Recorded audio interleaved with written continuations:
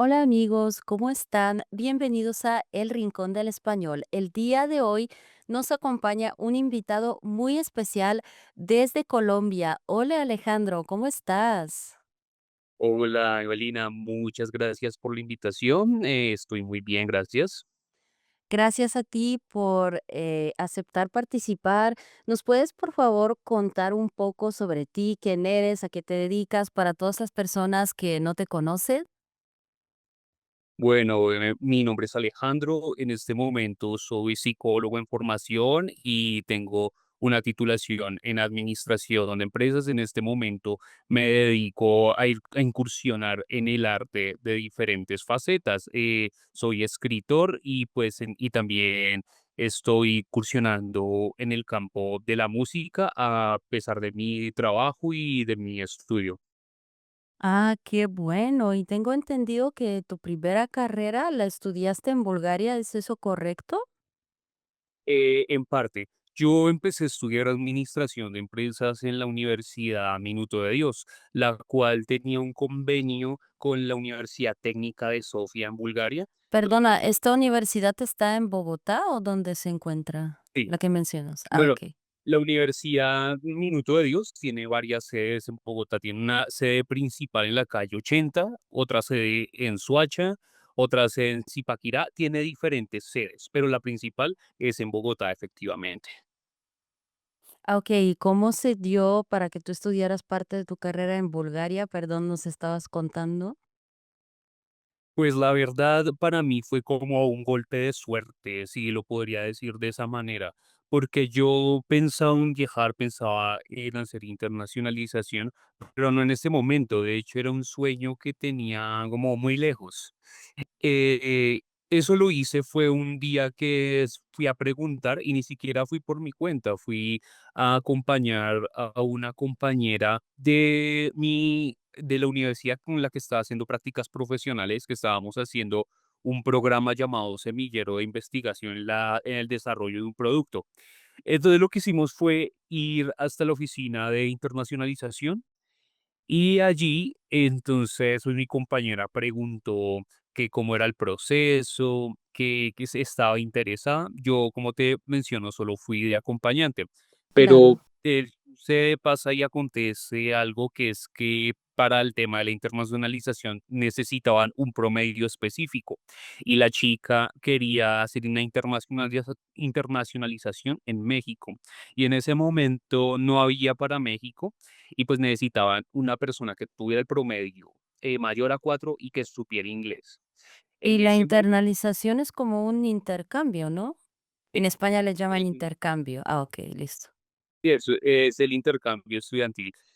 Entonces, a mí solo me preguntaron que cuál era mi promedio, buscaron, yo tenía un promedio en ese momento como de 4.4, 4.5.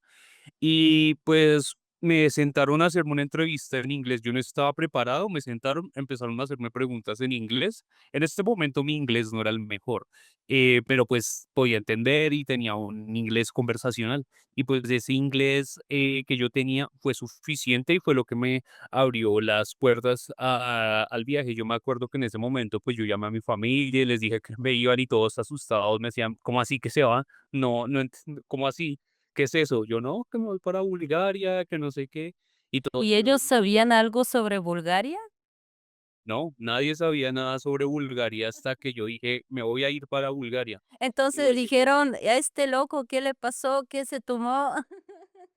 igual que yo siempre he sido así de tomar decisiones alocadas y dicen, bueno, ahora qué ir a hacer ahora. Entonces, no, que me voy para Bulgaria y se dio. Yo en ese momento nunca había salido del país, ni siquiera tenía pasaporte, entonces todo era algo nuevo para mí.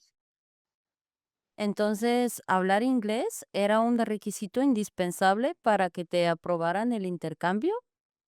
Efectivamente, Oh, qué porque, inte pues, el inglés era el arma que yo tenía para poder defenderme en Bulgaria, Ah, claro, yo hice porque intercambio en España, por ejemplo, pero no se requería presentar ningún certificado ni nada, pero como yo estudié español, Me imagino que era por eso, porque ya se sobreentendía que como tú ya estudiabas, pues, esta carrera, ya hablabas el idioma, entonces se omitió este paso. No sé cómo es para otras personas, pero a mí no me pidieron eso, pero qué interesante, ¿no? Sí, claro. No, y es que sí era un requisito porque obviamente pues vamos a ir a un país de Europa del Este que es bastante alejado y que lo normal o lo común no es que las personas hablen español. Que irónicamente cuando yo fui a Bulgaria encontré muchas personas que hablaban español, eso no lo esperé, pero pues no es lo que se espera es que uno hable en inglés todo el tiempo. Sí, claro, lo que pasa es que tú estuviste en la capital y pues en la capital sí hay mucha gente que habla español y también en otras ciudades más relevantes, pero pues en pueblitos, ciudades más pequeñas. No sé si tú tienes como esta experiencia, pero a mí me parece que en ciudades más pequeñas sí que no se habla el idioma. ¿Tú qué opinas? Sí, pues bueno, eso lo voy a experimentar dentro de unos meses que vaya de nuevo a Bulgaria y que de pronto me vaya a los pueblitos, a las ciudades pequeñas. Yo donde estuve principalmente la vez que fui fue en Sofía y la capital cultural del mundo 2018. ¿Plovdiv quizás? Plovdiv, Ah, ok. exactamente, sí. Yo estuve en el Teatro Romano y estuvo muy bonito. Me encantó Plovdiv. Okey, qué interesante. Bueno, te quisiera preguntar, sobre diferencias culturales, pero antes de eso, ya que mencionaste la parte del inglés, ¿por qué consideras tú que es importante aprender un segundo idioma? Obviamente, en tu caso no fue español, ya que el español es tu lengua materna, pero en general, ¿por qué crees tú que es importante? Porque, por ejemplo, tú hablas español, que es un idioma bastante internacional, y aún así no fue suficiente, ¿no?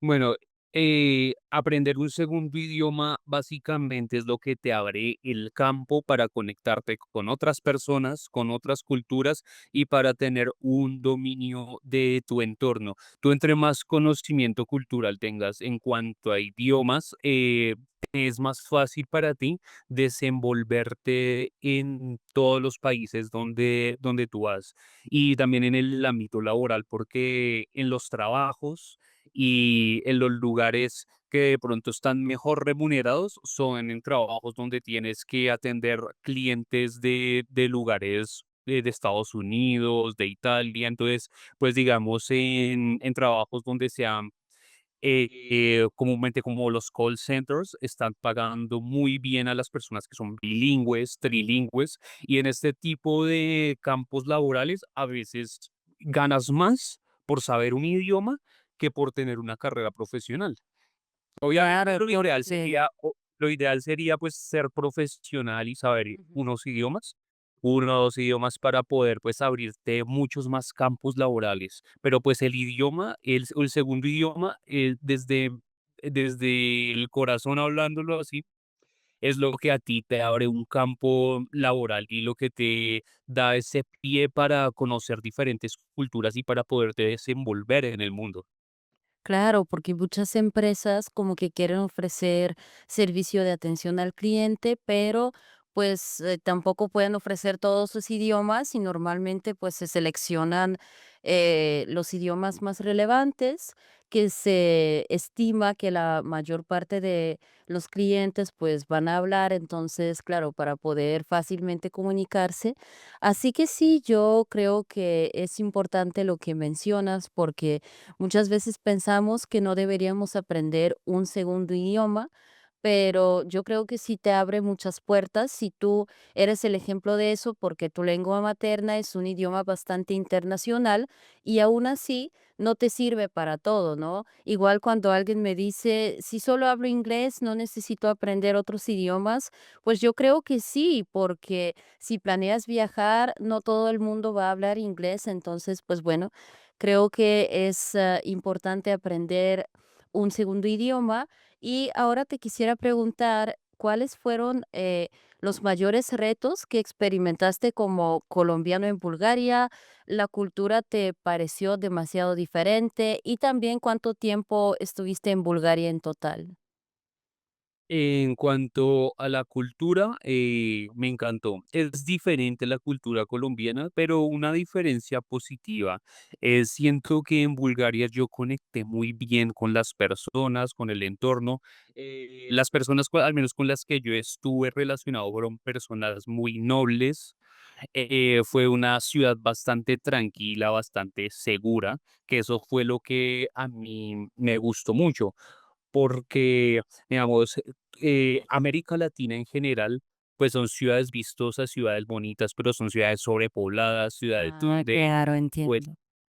existe bastante crimen, son peligrosas si sales a cierta hora y pues esa sensación de que me brindó Bulgaria fue una sensación de que puedo estar seguro todo el tiempo, que es algo muy importante, pues, para uno sentirse cómodo en un lugar.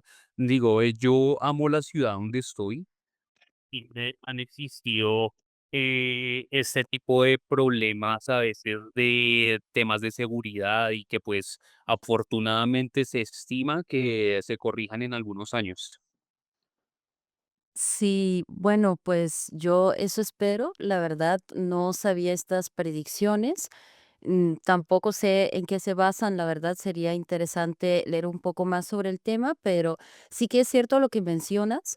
Yo recuerdo que cuando fui a Colombia hace como 2 años, yo estaba viendo pues diferentes recomendaciones porque nunca había viajado fuera de Europa, entonces la verdad tampoco estaba muy preparada, ¿no? Y todas esas indicaciones que dijeron se supone que tú debes seguir siempre en cualquier lugar, pero la verdad es que aquí en Bulgaria la gente no las sigue tanto y no pasa nada, pero allá era todo el tiempo como que guardar tus cosas. Por ejemplo, muchas personas me decían que no podías sacar el teléfono para usar el GPS, como mucha gente lo hace aquí. O sea, no literalmente que no se puede, pero que no puede ser como muy evidente y caminar con el teléfono así, y más si es algo más caro, tipo un iPhone. Entonces, pues sí son como diferencias, ¿no? Porque si bien nos tenemos que cuidar en todos lados, pues la realidad es que la gente no se cuida igual, por así decirlo, ¿no? Sí, efectivamente. Igual pues cada país tiene su cultura, sus riesgos y sus diferencias. Eso es como lo bonito de viajar, que uno puede enterarse de cada suceso y puede como alimentarse de la cultura de un país distinto. Sí, y bueno, pues me comentabas antes que aparte de que estudias psicología, también te gusta escribir. ¿Nos quisieras compartir un poco sobre eso? ¿Qué escribes? ¿Cuál es la temática? Bueno, sí, yo soy escritor especialmente de los temas de fantasía gótica. Tengo 2 libros. El primero sí es acerca de, no lo podría escribir sobre un género, ¿sabes? Porque abarca diferentes cosas, desde el terror clásico gótico hasta el romance y un poco de fantasía oscura. El libro se llama La Legión de los Caídos. Es básicamente una historia sobre vampiros, de cómo sería el caso hipotético de vampiros que existieron desde hace muchos años, se rebelaran contra el status quo y quisieran imponer su orden dentro de un mundo que ya estaba preestablecido y donde, un mundo como el nuestro, donde este tipo de criaturas solo son fantasía o solo son un cuento para asustar a los niños. Entonces, pues, es como dado ese hipotético caso de que fueran reales y cómo sería si quisieran establecerse en la cima de la cadena alimenticia. Entonces seguimos la historia de Alexandre Becher, que es un vampiro recién convertido y que él está como intentando entender qué es, cómo funciona eso de ser vampiro y como ese dilema moral de el alimentarse de seres humanos y el tener miedo a ser perseguido, a ser cazado. Entonces, pues eso es algo que siempre quise tratar porque a mí me gustó mucho ese tema. Desde pequeño Eso, bueno, este tema da para hacer un video completo hablando de esto, pero pues desde pequeño yo siempre me gustó ese tipo de horror, el horror gótico, el horror clásico. Yo desde muy niño veía las películas del universo de monstruos clásicos de los años 30, Bela Lugosi, Boris Karloff, todas estas películas que se hicieron famosos por Universal. Y a mí ese mundo me pareció algo fantástico. Yo siento que yo era como una niña que veía las princesas de Disney, pero yo era viendo los monstruos y así ¿Y con qué los pensaba tu ojos. familia? Eso fue lo chistoso porque pues mi familia nunca me enseñó este tipo de cosas. Me decían, ¿usted a dónde le salió gustando eso si, si nosotros nunca se lo enseñamos? Pero sucede que yo nunca conocí a mi abuela materna, ella falleció antes de que yo naciera, pero sucede No, sí. que ella cuando pues estaba viva y joven, le gustaba irónicamente mucho esas películas, mucho los vampiros, los monstruos. Y entonces en una conversación con mi mamá, me dijo, usted no conoció a su abuela, pero usted es el vivo retrato de mi mamá. Usted es igualito a mi mamá, porque resulta que yo practiqué lucha libre. Y a mi abuela le encantaba la lucha libre, entonces es como irónico hasta dónde puede llegar la genética de 2 personas que nunca se conocieron, pero que comparten tantas cosas. Sí, hay muchas teorías que hablan de eso, pues algunos discuten si eso tiene ciencia o no, pero que supuestamente uno guarda en el ADN todo lo que fueron sus ancestros, estamos hablando de ancestros biológicos, de sangre, y tú eres como que el vivo ejemplo de que eso sí es posible, porque nunca conociste a esa mujer y aún así te pareces bastante a ella y tú ni siquiera porque, okey, no la conociste, pero tampoco sabías que le gustaba eso. No era que alguien te le Sí, dijera y tú dijiste: "Quiero imitar a mi abuelita". Es que simplemente te nació naturalmente sí, el mismo y interés, ¿no? y hay otro dato que a mí me pareció curioso, pero en algún momento me dio miedo. ¿Tú conoces las luces de Navidad que tienen música, que a veces ponen las luces de Navidad? Yo no sé si en Bulgaria hay de ese tipo de luces. Creo que no hay luces con música, pero, Bueno, no estoy segura. acá en Colombia acá en Colombia, pues, a veces se ponen las luces navideñas tradicionales, pero son, de unas que traen música y que, bueno, que suenan como esas cajitas musicales. Ah, En entiendo. ese No, momento aquí son simples luces, no suelen traer música las luces. En ese momento yo me acuerdo que yo de pequeño escuchaba esas canciones o esas melodías que venían con las luces y a mí me daba nostalgia. Era chistoso, o sea, de la nada me daba nostalgia y me sentía como triste, me daban como unas ganas de llorar, como que, no sé, una sensación rara. Entonces, llego y le digo: "Mamá, me da como tristeza las luces navideñas y que no sé qué".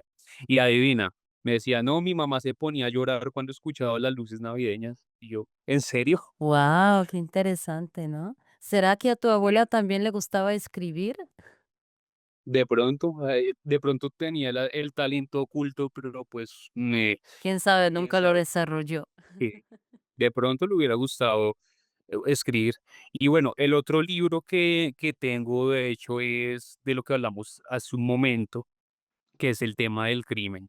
Lo que yo escribí, el libro se llama Purgatorio, es una crítica social acerca de la delincuencia en Bogotá, pero tiene algo raro y algo interesante, que no es contada bajo una versión personal o bajo una historia lineal, sino que es una novela de capa y espada, donde un pseudohéroe o una persona que tiene una sociopatía, que cree que es un enviado de Dios a eliminar todo el crimen, está contando la historia.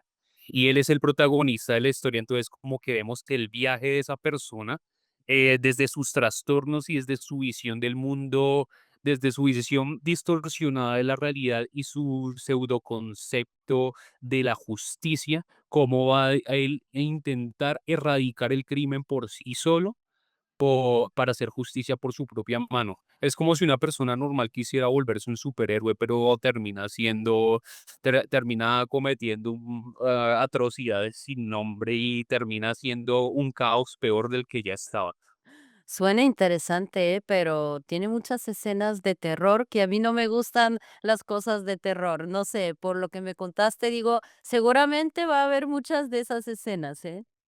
No, mira que no, mira que es más el nombre, es más lo que o la imagen mental que uno se hace cuando escucha el nombre. Cuando uno, por ejemplo, escucha vampiros, escucha sangre y esto, uno se hace unas imágenes mentales, pero va y uno y lo lee y te das cuenta que es algo completamente diferente a lo que te imaginabas y que inclusive, aunque no lo parezca, sobre esos relatos se puede obtener ciertas enseñanzas sobre la vida, ciertas enseñanzas sobre la superación y ahí yo creo que como escritor pongo un poco de mi cosecha personal y de mi visión de la vida y de la realidad, un poco subliminal dentro de la fantasía que quiero contar.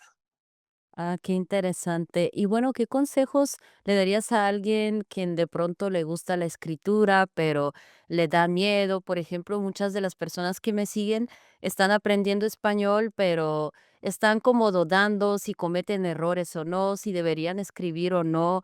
¿Qué opinas tú al respecto? No, pues yo opino sinceramente que tienen que atreverse a hacerlo, porque igual pues nada está bien o está mal. Todo es un proceso de aprendizaje y el peor autocrítico es uno mismo. Tú mismo eres la persona que más dudas de ti, pero pues la vida es un periodo de tiempo muy corto y es una sola y tú tienes que cuidar esto que tienes, este espacio, pero pues atreverte a hacer cosas diferentes y atreverte a salirte de la burbuja de comodidad en la que estás para poder crecer, porque solo a veces con los errores o con lo que nos experimentamos hacer nuevo es que realmente crecemos como personas y obtenemos un conocimiento significativo y un conocimiento que va a ser valioso para nuestra vida. Todas las personas que deseen escribir, ya sea en inglés, en español, en búlgaro, la idea es que se atrevan a hacerlo. Que van a haber errores, van a haber muchos errores, pero es que de eso se trata. O sea, no escribimos para ser perfectos, sino que escribimos para mostrar o dar a conocer una parte de nuestra alma y una parte de nuestra propia imperfección. Lo más bonito del ser humano no es que haga todo bien. Lo mejor que tiene el ser humano es que es imperfecto y que mediante cada imperfección hace cosas maravillosas y construye mundos, porque pues en sí no hay un concepto de perfección, todo en esta vida puede ser extremadamente subjetivo. Pues me parece muy bueno lo que comentas y concuerdo contigo. Yo creo que a veces uno puede sentirse frenado de escribir, incluso en su propia lengua materna, pero lo importante para mí creo que es tomar un ejercicio que no tenga como fin escribir perfecto. Por ejemplo, muchas personas recomiendan llevar un diario, pero en el idioma meta, en el idioma que estás aprendiendo, porque la idea del diario es que es algo íntimo, es tuyo, privado, no es algo para compartir, entonces no va a quedar expuesto si tú cometiste un error gramatical o de ortografía. Y también, por supuesto, te ayuda a empezar a escribir de una manera, digamos, quizás un poco más simple porque estarías contando lo que te pasó durante el día, cómo te sentiste. No va a ser tampoco un estilo súper literario que se esperaría si tú escribes un poema o algo así.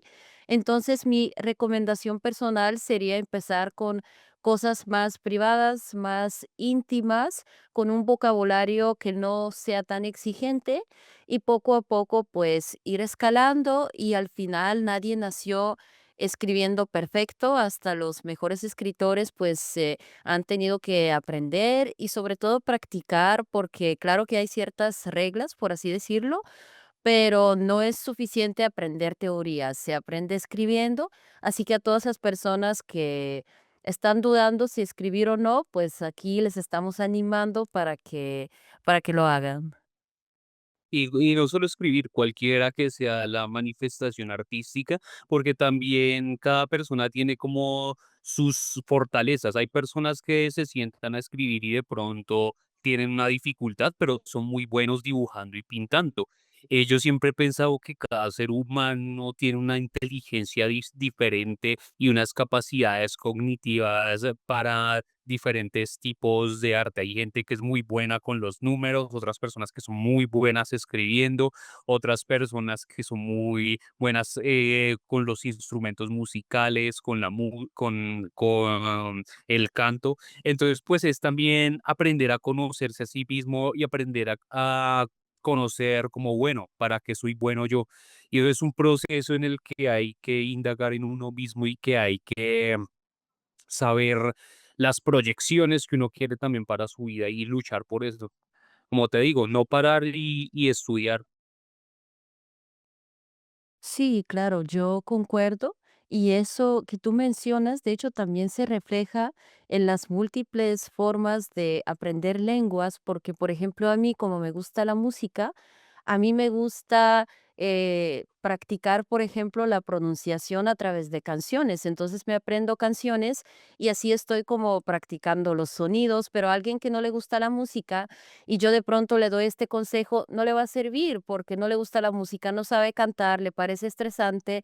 Entonces también es importante, como bien lo mencionas tú, autoconocernos para poder realmente ver cuáles son las técnicas que mejor nos funcionan a nosotros y al final recordar que, como yo siempre digo, nunca va a haber un método universal que le funcione a cualquier persona porque las personas somos diferentes y eso está bien, pero de nosotros depende encontrar nuestro método, nuestra fórmula secreta, y eso es, por supuesto, el autoconocimiento, creo yo. Claro, cada ser humano es un universo extenso, completo, y las cosas que de pronto te funcionan a ti no me van a funcionar a mí. Yo tengo primero que conocerme a mí mismo para saber qué es lo que funciona conmigo. Sí, claro. Entonces, bueno, ¿te gustaría compartirnos algo más antes de finalizar?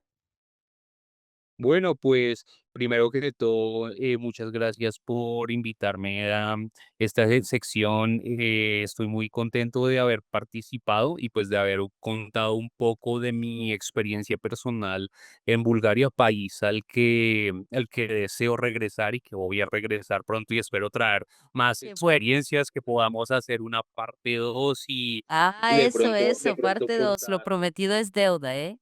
Eso.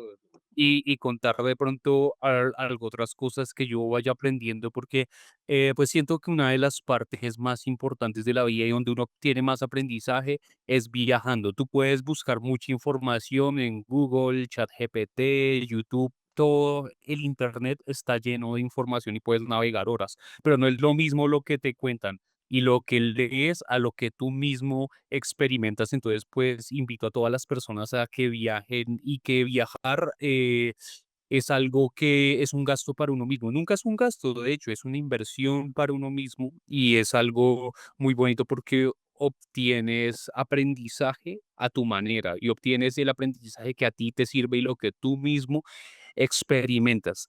Y bueno, también pues les quería comentar que los libros que he escrito los pueden encontrar en las tiendas de Amazon, en todas las tiendas de Ok, Amazon en vamos a Colombia colocar los y, enlaces en la y en descripción para las autores. redes sociales y los libros también. Y en Colombia, pues en autoreseditores.com, que es la editorial también en la que tengo los libros.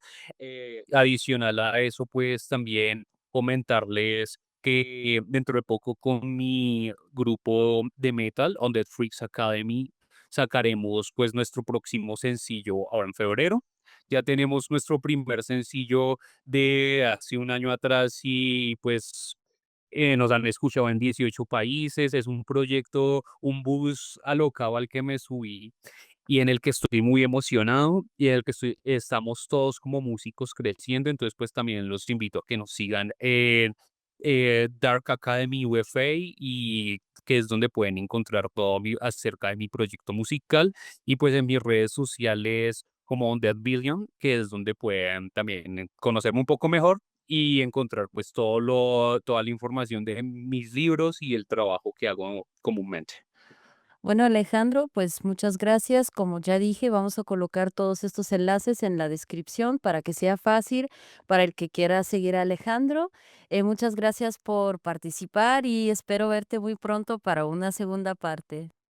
No, Ibelina, muchas gracias a ti por la invitación. Chao.